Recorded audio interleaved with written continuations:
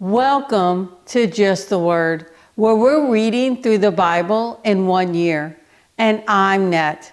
Today's reading will come from Proverbs chapter 25 and from Genesis chapters 18 and 19.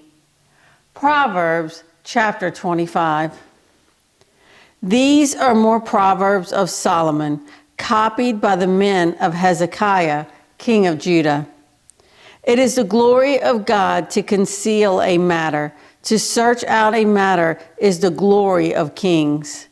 As the heavens are high and the earth is deep, so the hearts of kings are unsearchable.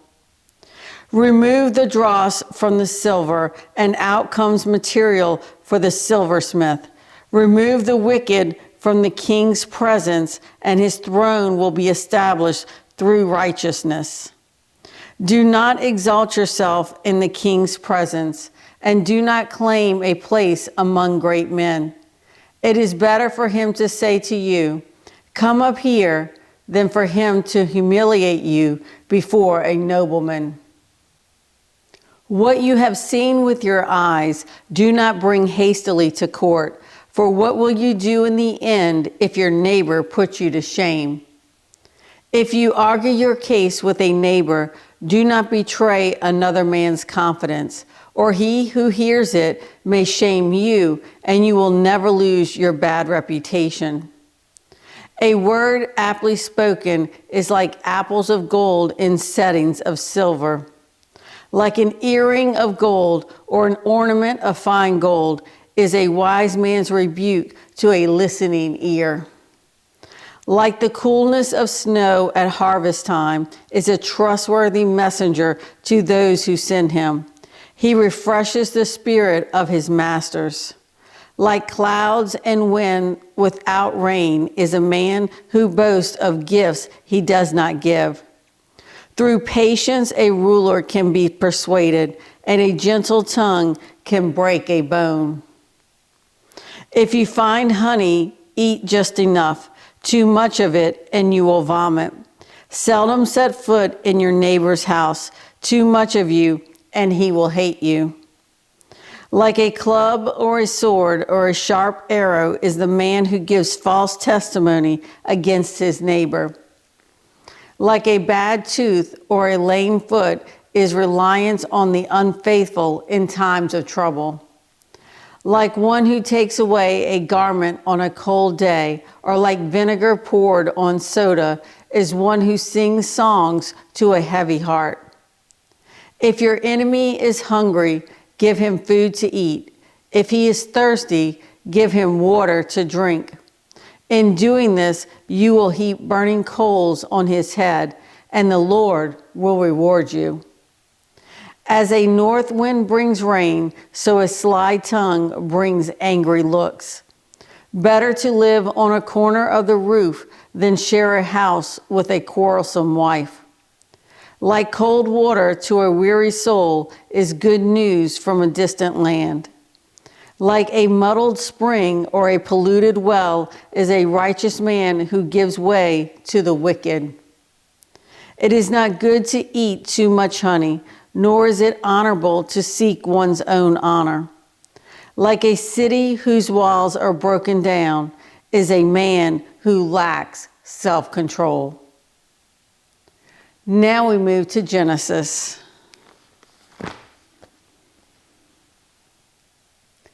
Genesis chapter 18. The Lord appeared to Abraham near the great trees of Mamre, while he was sitting at the entrance to his tent in the heat of the day. Abraham looked up and saw 3 men standing nearby. When he saw them, he hurried from the entrance of his tent to meet them and bowed low to the ground. He said, "If I have found favor in your eyes, my Lord, do not pass your servant by. Let a little water be brought, and then you may all wash your feet and rest under this tree.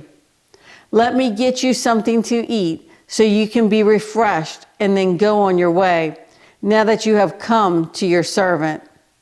"Very well," they answered, "do as you say."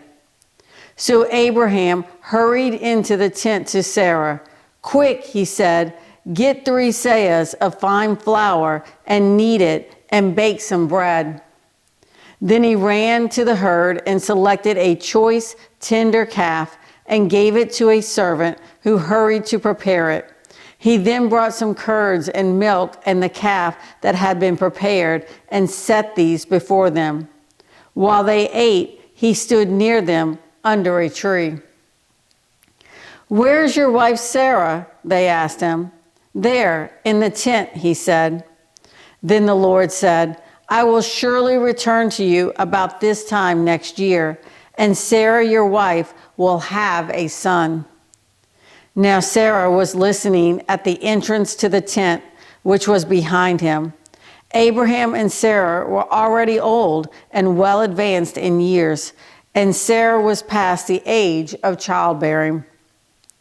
So Sarah laughed to herself as she thought, "After I am worn out and my master is old, will I now have this pleasure?" Then the Lord said to Abraham, "Why did Sarah laugh and say, 'Will I really have a child now that I am old?' Is anything too hard for the Lord? I will return to you at the appointed time next year, and Sarah will have a son." Sarah was afraid, so she lied and said, "I did not laugh." But he said, "Yes, you did laugh." When the men got up to leave, they looked down toward Sodom, and Abraham walked along with them to see them on their way. Then the Lord said, "Shall I hide from Abraham what I'm about to do? Abraham will surely become a great and powerful nation, and all nations on earth will be blessed through him. For I have chosen him so that he will direct his children and his household after him to keep the way of the Lord by doing what is right and just, so that the Lord will bring about for Abraham what he has promised him." Then the Lord said, "The outcry against Sodom and Gomorrah is so great, and their sin is so grievous, that I will go down and see if what they have done is as bad as the outcry that has reached me. If not, I will know." The men turned away and went toward Sodom, but Abraham remained standing before the Lord. Then Abraham approached him and said, "Will you sweep away the righteous with the wicked? What if there are 50 righteous people in the city? Will you really sweep it away and not spare the place for the sake of the 50 righteous people in it? Far be it from you to do such a thing, to kill the righteous with the wicked, treating the righteous and the wicked alike. Far be it from you. Will not the judge of all the earth do right?" The Lord said, "If I find 50 righteous people in the city of Sodom, I will spare the whole place for their sake." Then Abraham spoke up again, "Now that I have been so bold as to speak to the Lord, though I am nothing but dust and ashes, what if the number of the righteous is 5 less than 50? Will you destroy the whole city because of 5 people? If I find 45 there," he said, "I will not destroy it." Once again, he spoke to him, "What if only 40 are found there?" He said, "For the sake of 40, I will not do it." Then he said, "May the Lord not be angry, but let me speak. What if only 30 can be found there?" He answered, "I will not do it if I find 30 there." Abraham said, "Now that I have been so bold as to speak to the Lord, what if only 20 can be found there?" He said, "For the sake of 20, I will not destroy it." Then he said, "May the Lord not be angry, but let me speak just once more. What if only 10 can be found there?" He answered, "For the sake of 10, I will not destroy it." When the Lord had finished speaking with Abraham, he left, and Abraham returned home. Genesis chapter 19. The two angels arrived at Sodom in the evening, and Lot was sitting in the gateway of the city. When he saw them, he got up to meet them and bowed down with his face to the ground. "My lords," he said, "please turn aside to your servant's house. You can wash your feet and spend the night and then go on your way early in the morning." "No," they answered, "we will spend the night in the square." But he insisted so strongly that they did go with him and entered the house. He prepared a meal for them, baking bread without yeast, and they ate. Before they had gone to bed, all the men from every part of the city of Sodom, both young and old, surrounded the house. They called to Lot, "Where are the men who came to you tonight? Bring them out to us so that we can have sex with them." Lot went outside to meet them and shut the door behind him and said, "No, my friends, don't do this wicked thing. Look, I have 2 daughters who have never slept with a man. Let me bring them out to you, and you can do what you like with them. But don't do anything to these men, for they have come under the protection of my roof." "Get out of our way," they replied. And they said, "This fellow came here as an alien, and now he wants to play the judge. We'll treat you worse than them." They kept bringing pressure on Lot and moved forward to break down the door. But the men inside reached out and pulled Lot back into the house and shut the door.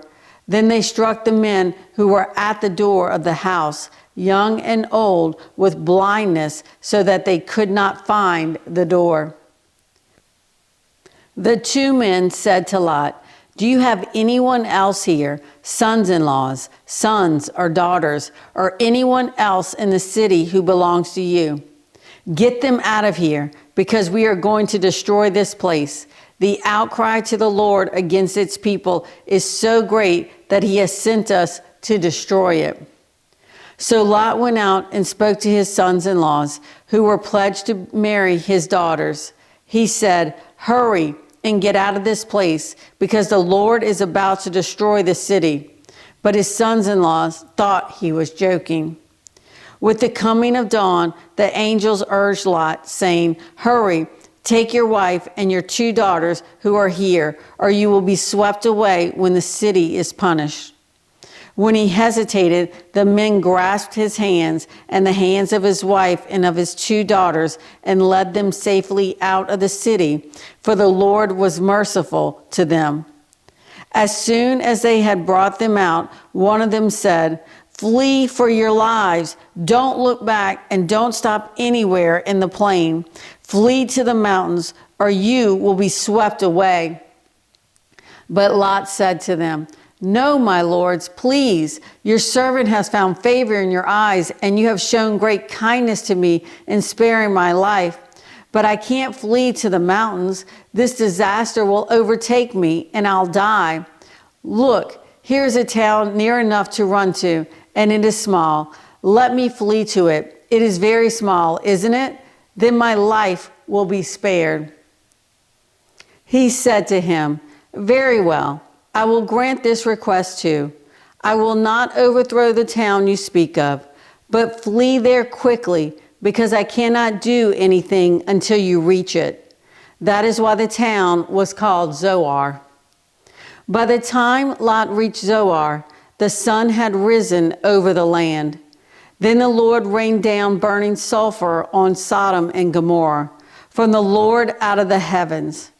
Thus he overthrew those cities and the entire plain, including all those living in the cities, and also the vegetation in the land. But Lot's wife looked back, and she became a pillar of salt. Early the next morning, Abraham got up and returned to the place where he had stood before the Lord. He looked down toward Sodom and Gomorrah, toward all the land of the plain, and he saw dense smoke rising from the land, like smoke from a furnace. So when God destroyed the cities of the plain, he remembered Abraham, and he brought Lot out of the catastrophe that overthrew the cities where Lot had lived. Lot and his 2 daughters left Zoar and settled in the mountains, for he was afraid to stay in Zoar. He and his 2 daughters lived in a cave.